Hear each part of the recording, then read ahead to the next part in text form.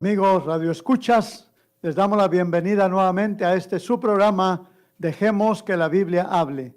Les habla su servidor y amigo, el evangelista Juan Rodríguez Jr., diciéndoles que no me avergüenzo del Evangelio porque es poder de Dios para salvación a todo aquel que cree, al judío primeramente y también al griego.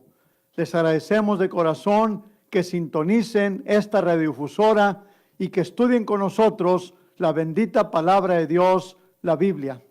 Queremos recordarles que si gustan comunicarse con nosotros, nos pueden llamar a los siguientes teléfonos: área 210-352-5757 o al celular 956-251-6792. También queremos invitarlos para que se reúnan con nosotros en nuestro lugar de reunión, en el Hotel Candlewood Suites, ubicado en el 1024 Laredo Street, San Antonio, Texas, 78204. Ahí nos reunimos todos los domingos a las 10:30 de la mañana. Repetimos, en el Hotel Candlewood Suites, en el salón de conferencias, está ahí en la entrada del hotel a mano derecha, y allí nos reunimos todos los domingos a las 10:30 de la mañana. Y la dirección 1024 South Laredo Street, San Antonio, Texas, 78204. Así que los invitamos para que se reúnan con nosotros.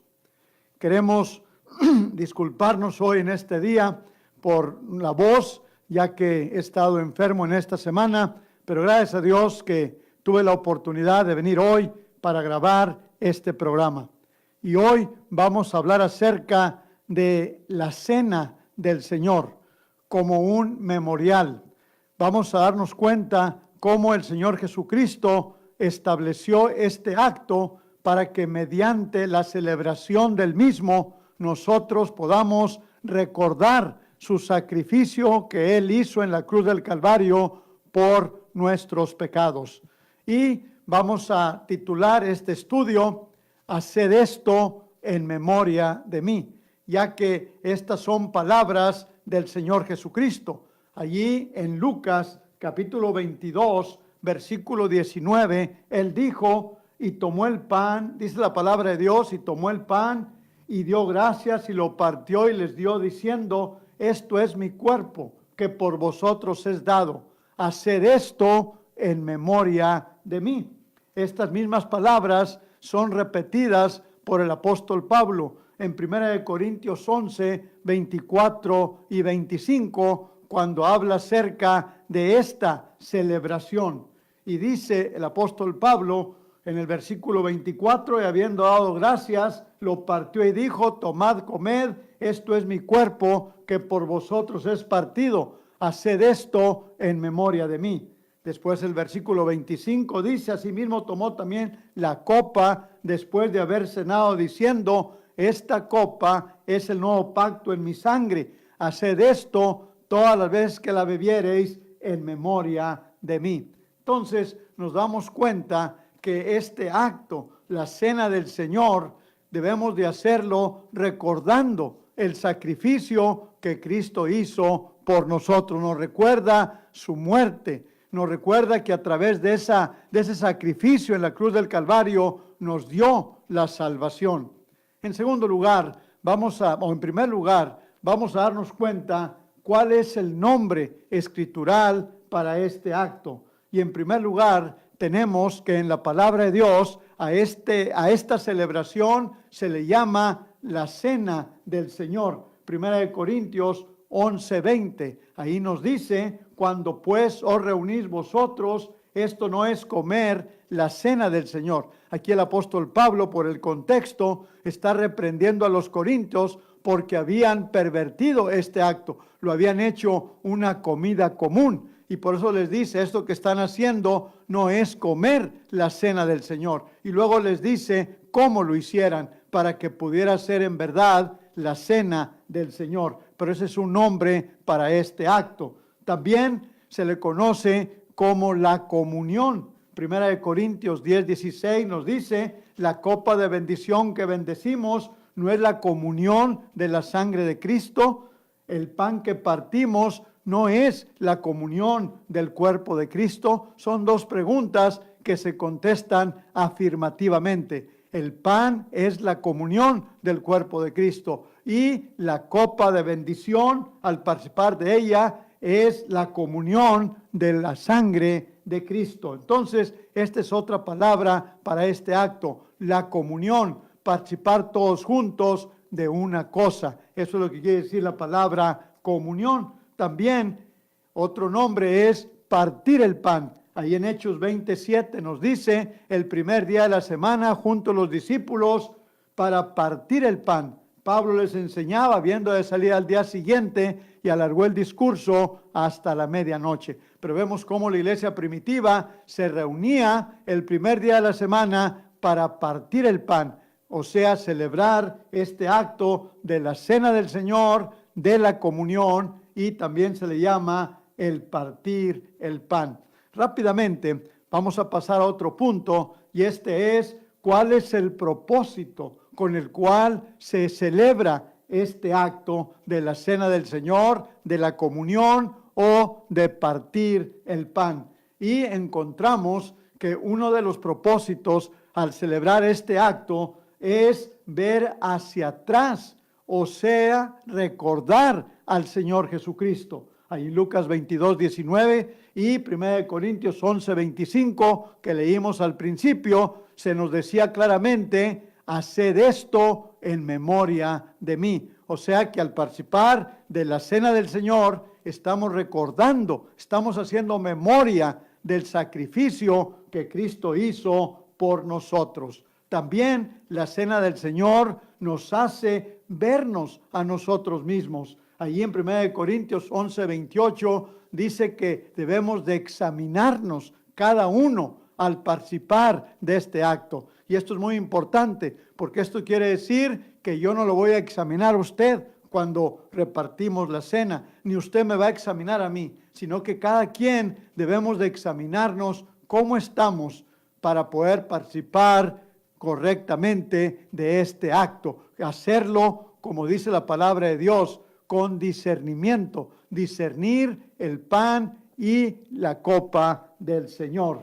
También este acto de la cena del Señor nos hace ver hacia adelante, hacia el tiempo cuando Cristo venga otra vez. 1 Corintios 11:26 nos dice que cada vez que participemos de este acto, estamos anunciando la venida del Señor Jesucristo. Y también proclamamos su muerte. Estamos proclamando al mundo que Cristo murió por nosotros. Allí mismo en 1 Corintios 11:26.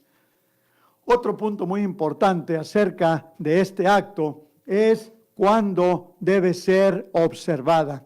Hay iglesias que celebran la Cena del Señor cada año haciendo referencia a la Pascua. La Pascua se celebraba cada año en el mes de Aviv, a los 14 días del mes, para recordar la liberación del pueblo judío de la esclavitud en Egipto. Esa era la Pascua. Y mucha gente en nuestros días celebra también la Cena del Señor y lo hace cada año. Hay otras iglesias que lo hacen cada 6 meses, cada 3 meses, cada mes o cada vez que hay un evento especial en la congregación. Pero ¿qué dice la palabra de nuestro Dios? Allí en Hechos capítulo 20, versículo 7, nos dice claramente, el primer día de la semana, reunidos los discípulos para partir el pan, Pablo les enseñaba, habiendo de salir al día siguiente, y alargó el discurso hasta la medianoche. Aquí nos damos cuenta que la iglesia primitiva se congregaba el primer día de la semana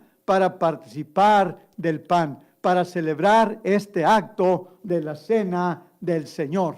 Ahora la pregunta es, ¿cuál es el primer día de la semana?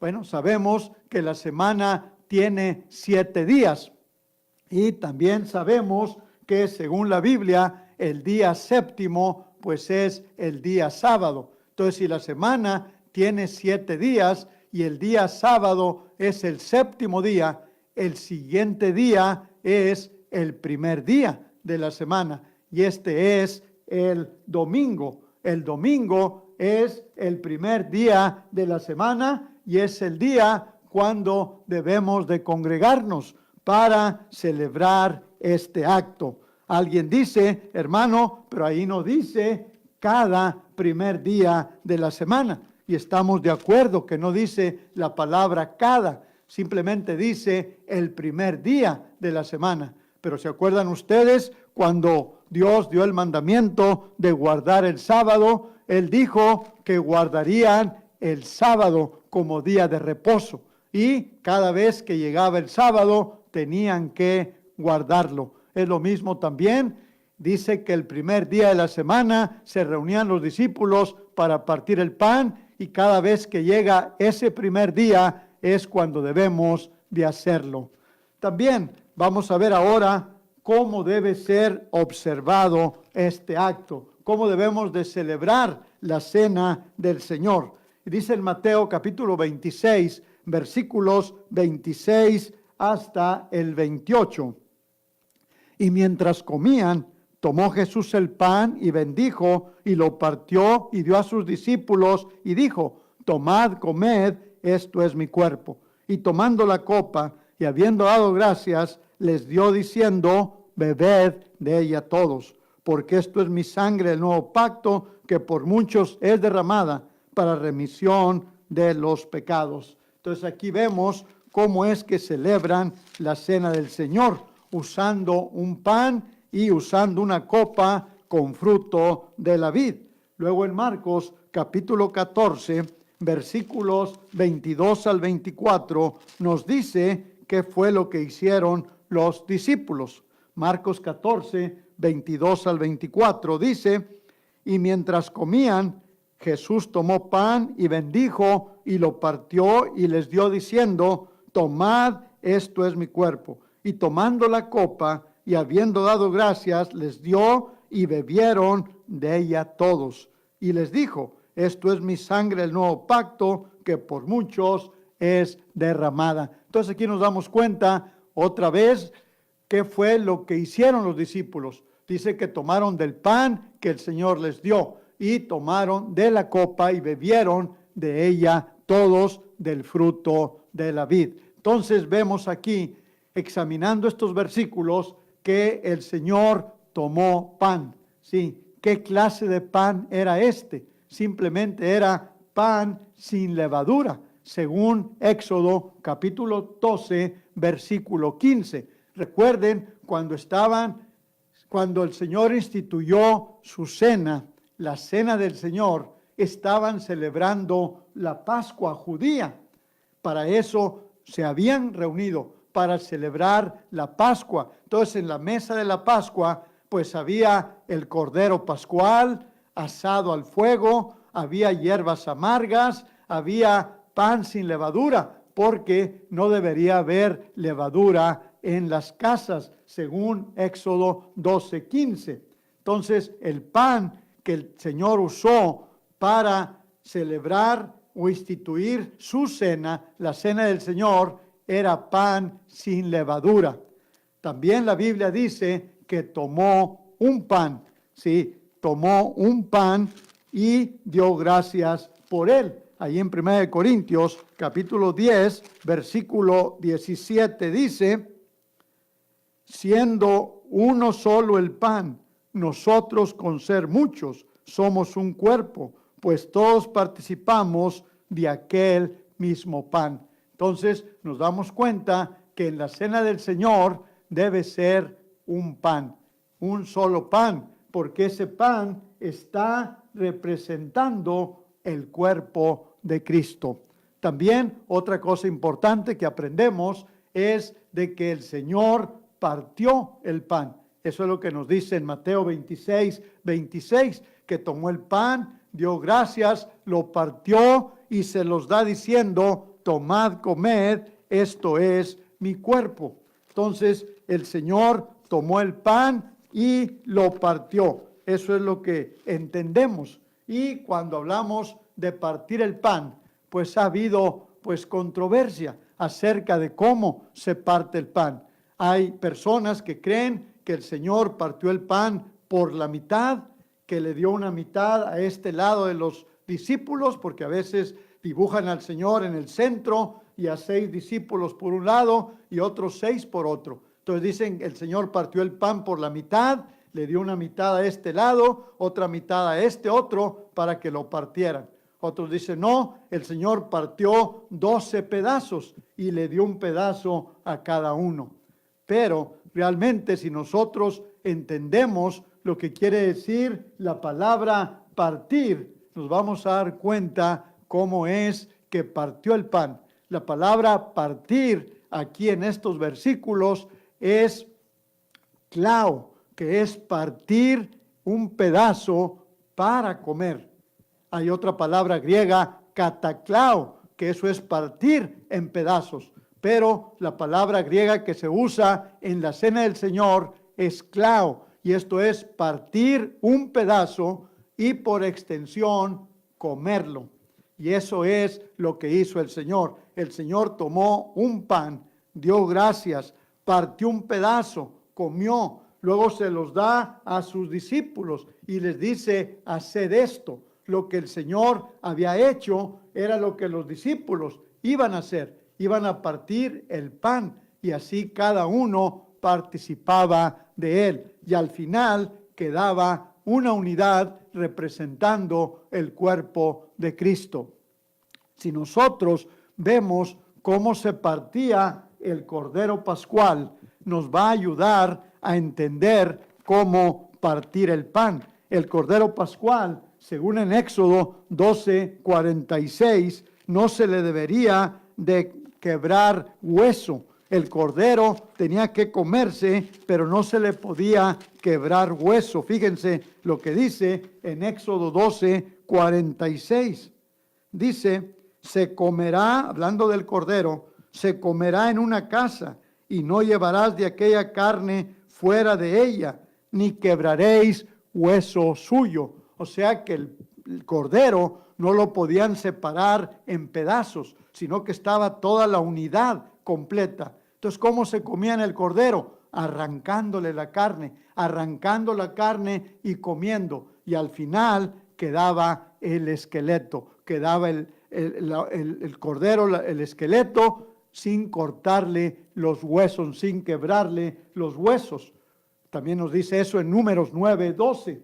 Ahora, ¿qué representaba ese Cordero Pascual? Bueno, anunciaba el tiempo cuando Cristo iba a morir en la cruz del Calvario. Y cuando Cristo murió en la cruz del Calvario, según Juan capítulo 19, versículos 32 al 36, no se le quebró hueso al Señor. Fíjense lo que dice, para ahorrar tiempo, dice en Juan 19, ustedes lo pueden leer desde el 32 al 36, pero dice que cuando llegaron con un ladrón, le quebraron las piernas y murió. Fueron con otro ladrón y le quebraron las piernas y también murió. Dice, versículo 33, mas cuando llegaron a Jesús, como le vieron ya muerto, no le quebraron las piernas. Pero uno de los soldados le abrió el costado con una lanza y al instante salió sangre y agua. Pero luego dice el versículo 36, porque estas cosas sucedieron para que se cumpliese la escritura, no será quebrado hueso suyo. Entonces nos damos cuenta claramente cómo el Cordero Pascual anunciaba el tiempo cuando Cristo iba a morir por nosotros. Ese cordero pascual que comían los judíos apuntaba al tiempo cuando Cristo iba a venir a morir en la cruz. Y al cordero no se le quebró hueso y a Cristo tampoco se le quebró hueso. Bueno, nosotros al participar del pan en la cena del Señor, si lo partimos en muchos pedazos, estamos rompiendo ese simbolismo. Sin embargo, cuando partimos un pedazo y comemos, y partimos un pedazo y comemos, al final queda la unidad. Y el pan que nosotros partimos apunta al tiempo o nos recuerda cuando Cristo murió en la cruz del Calvario. El Cordero Pascual apuntaba al tiempo cuando iba a morir en la cruz. Y el pan que comemos nosotros en la cena nos recuerda que Cristo murió en la cruz.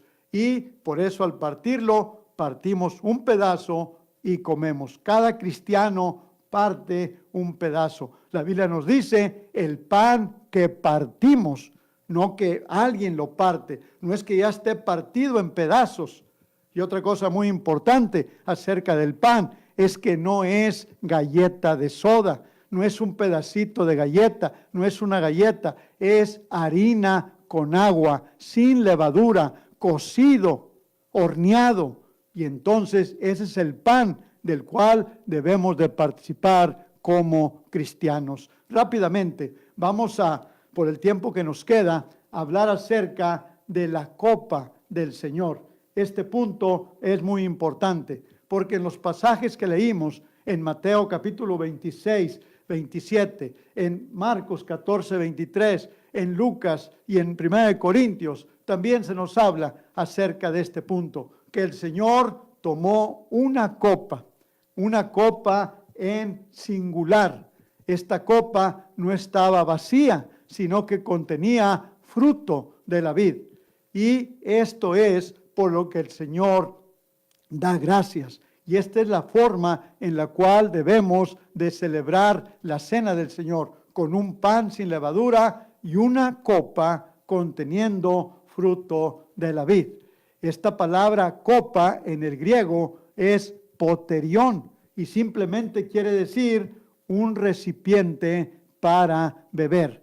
Hay hermanos que usan copitas en la cena del Señor y equivocadamente ellos definen la palabra copa como el fruto de la vid, como el líquido, pero no es cierto. La Biblia dice que una cosa es el fruto de la vid, el líquido, y otra cosa es la copa, sólido. Y esta palabra es poterión, que quiere decir recipiente para beber. Entonces, la copa del Señor es una copa conteniendo fruto de la vid, que cuando damos gracias es la copa de bendición. No podemos tener la copa sola, no podemos tener el fruto de la vid solo, sino que son los dos juntos. Es importante que nosotros veamos las Escrituras. Allí en Mateo capítulo 26, versículo 27, nos dice claramente, dice Mateo 26, y tomando la copa, Mateo 26, 27, y tomando la copa, y habiendo dado gracias, les dio diciendo, bebed de ella todos. Entonces, esto es lo que dijo el Señor. ¿Qué fue lo que hizo el Señor?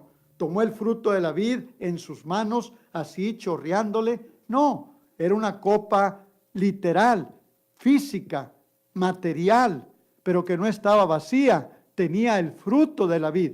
Y por eso que el Señor tenía en sus manos copa literal con fruto de la vid, dio gracias. Y una vez que da gracias, se las da y le dice, bebed de ella todos. ¿Qué fue lo que dice Marcos que hicieron los discípulos? Y bebieron de ella todos.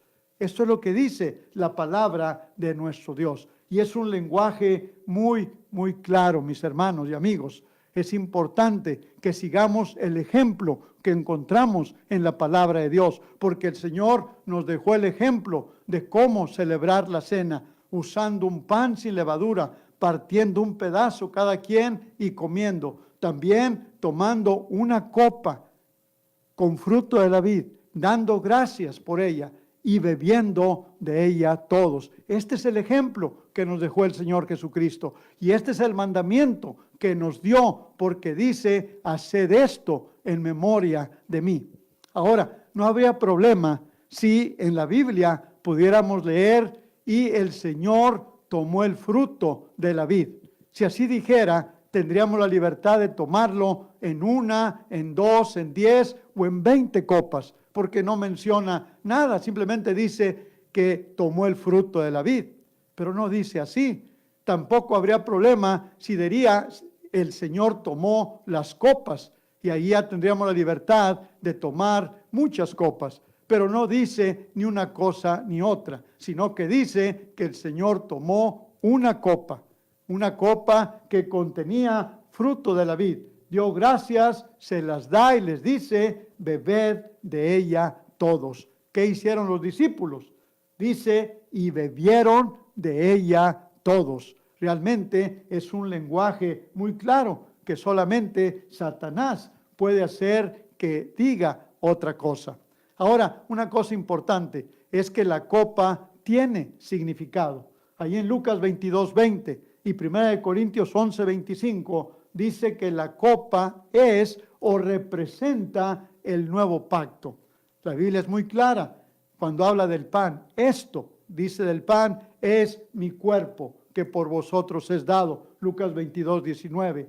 Esto, fruto de la vid, es mi sangre del nuevo pacto que por muchos se derrama. Marcos 14:24. Y luego dice, esta copa es el nuevo pacto en mi sangre que por vosotros se derrama. Lucas 22:20. Esta copa es el nuevo pacto. Si aceptamos que el pan es el cuerpo de Cristo, si aceptamos que el fruto de la vid es la sangre de Cristo, tenemos que aceptar que la copa es el nuevo pacto. Y esto es en el sentido espiritual.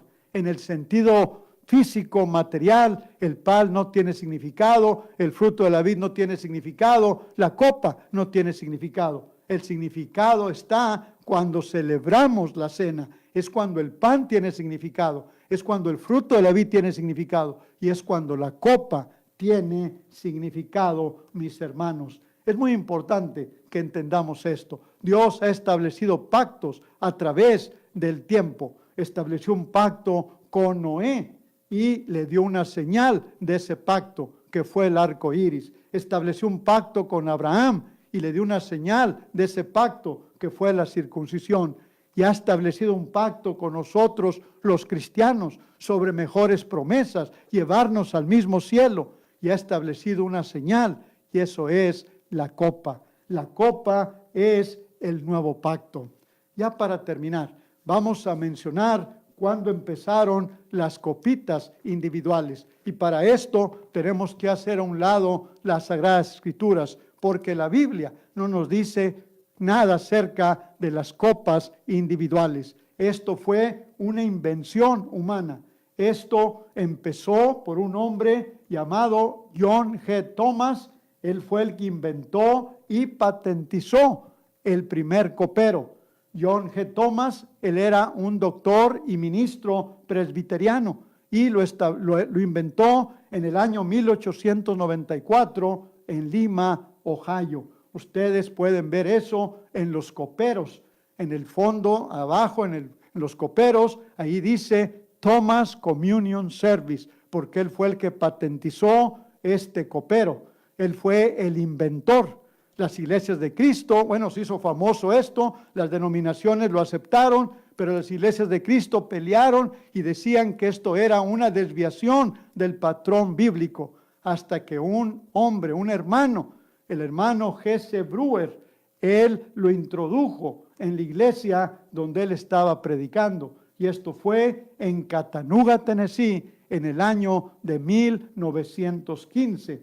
El hermano fue atacado por los demás hermanos fieles y le llamaban que era un desviado, que se había apartado del patrón divino. Dice que después vinieron otros hermanos en su rescate. Él dice, son palabras de él, sin embargo fui acusado en privado y público y varios hermanos me reprendieron en las publicaciones religiosas y me llamaron desviado.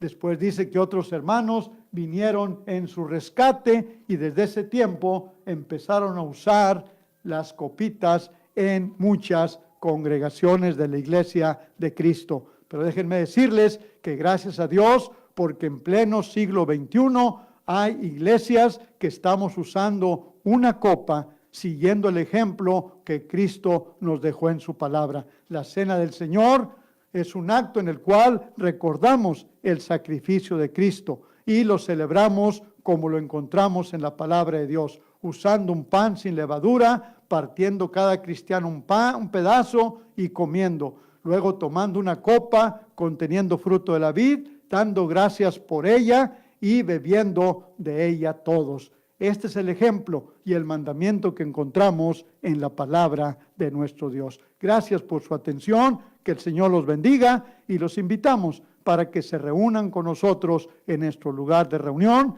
en el Hotel Candlewood Suites, en el Salón de Conferencias El Álamo, entrando al hotel, mano derecha. Ahí nos reunimos todos los domingos a las 10:30 de la mañana. Y la dirección 1024 South Laredo Street, San Antonio, Texas, 78204. Los teléfonos, área 210-352-5757 o el celular 956-251-6792. Pueden añadirnos a WhatsApp y por ahí podemos estudiar la palabra de nuestro Dios. Que Dios les bendiga y gracias por su atención. Dejemos que la Biblia hable. Este programa fue presentado por la Iglesia de Cristo. Refrescándote con la palabra de Dios.